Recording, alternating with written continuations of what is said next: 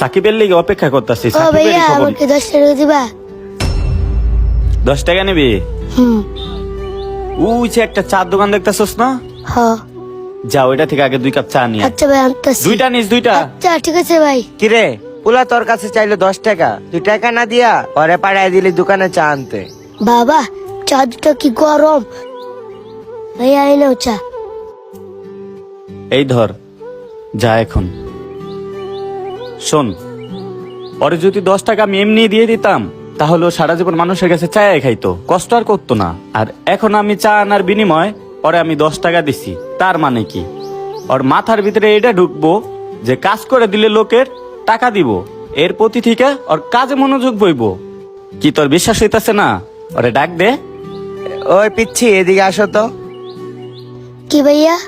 তোমার আমি টাকা দিছি কেন? কাজ করেছি স্যার। আর চাই নাছি।